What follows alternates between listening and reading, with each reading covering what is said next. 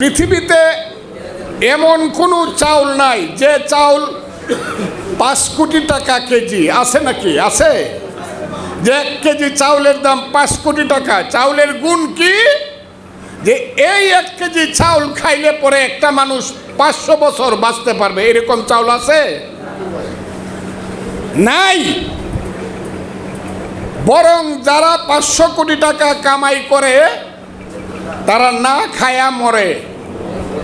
আমি দেখছি বাংলাদেশের সবচেয়ে বড় ধনী ছিল, আমার সঙ্গে ওনার মারাত্মক যোগাযোগ ছিল মৃত্যুর আগে, তার নাম জনাব Zahirul Islam. He is a self made man. উনি নিজেকে তৈরি করেছিলেন। জহিরুল ইসলাম অনেক মহান ব্যক্তি।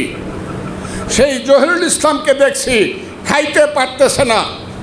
রাত 1:30টার সময় আমার কাছে ফোন গেছে, তার ডাক্তার বলছে স্যার গাড়ি পাঠাইলাম, স্যার তো খাইতে পারতেছে না, আপনি এসে যদি একটু খাওয়ায় দিয়ে যান। আমি রাত্রে আসছি, উনার গাড়ি পাঠানোতে আমি আসছি, আইসা দেখছি উনি খাইতে পারতেছে না, ইঞ্জেকশন লইয়া ডাক্তার দাঁড়ায় আছে। আমি বললাম খান না কেন? আমারে বলতো ফজলুর রহমান সাহেব খাইতাম তো পারি না। সিঙ্গাপুর থেকে ভেজিটেবল আইছে, সিঙ্গাপুর থেকে তেল আইছে, 5 স্টার হোটেলের রান্না আসছে, কিন্তু বাংলাদেশের শ্রেষ্ঠ ধনী জহিরুল ইসলাম সাহেব খাইতে পারতেছে না। আমি ওনাকে জিজ্ঞাসা করলাম হাসতে হাসতে, একটা পুরা রুটি খাওয়ার জন্য আজকে না সকালেও দেখলাম 500 কোটি টাকার হিসাবে আপনি দস্তখত দিচ্ছেন। তখন আফতাব যে প্রজেক্ট, সেই প্রজেক্টটা উনার হচ্ছে। উনি হাসতে হাসতে বলল ওইটা হইলো আমার ব্যবসা আর এইটা হইলো আমার কপাল। কত ফহিন্নি দেহুন্নির ফুট 100 বছর বাঁচে, আল্লাহর কাছে আমি আর 10টা বছর দেয়, 64 বছর বয়স। আল্লাহ যদি আমাকে আর 10টা বছর দিত তাইলে আমি বাজিতপুরে একটা ইউনিভার্সিটি করতাম, যে ইউনিভার্সিটির লিগেল অ্যাডভাইজার ছিলাম আমি ফজলুর রহমান, বিনা বেতনে, কিন্তু 1 পয়সা নেই তার কাছ থেকে।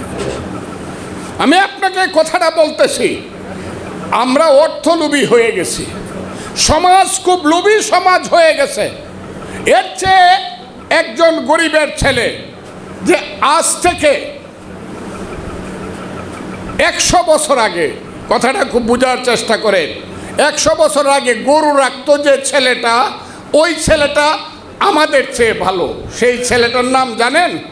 সেই ছেলেটা গরু রাখতো বাংলাদেশের এক সময়কার পররাষ্ট্রমন্ত্রী আব্দুস সামাদ আজাদের বাবার বাড়ি বুড়াখালী শরীয়তুল্লাহ মিয়ার বাড়িতে গরু রাখতো যে ছেলেটা, তার নাম ছিল শাহ আব্দুল করিম।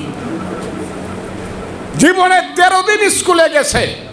সেই শাহ আব্দুল করিম একটা গান লিখে গেছে, সেই গানটা হলো আগে কি সুন্দর দিন কাটাইতাম। গানটা কি আপনারা শুনছেন?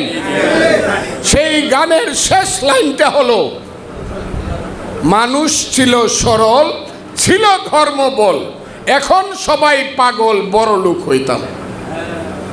কথাটা ঠিক না বেটি? এখন সবাই পাগল, বড় লোক হইতাম। এই যে বড় লোক হওয়ার পাগলামি শুরু হয়েছে, সেই কারণে এই সমাজে এখন দ্বন্দ্ব, সেই কারণে এখন অবৈধভাবে ক্ষমতায় চাই, সেই কারণে আমরা অন্যায়ভাবে রাজ সিংহাসনে দীর্ঘদিন বসে থাকতে চাই। কারণ ক্ষমতা থাকলেই টাকা লুট করা যায়, কেরানি হয়েও 400 কোটি টাকা 3 মাসে লুট করা যায়।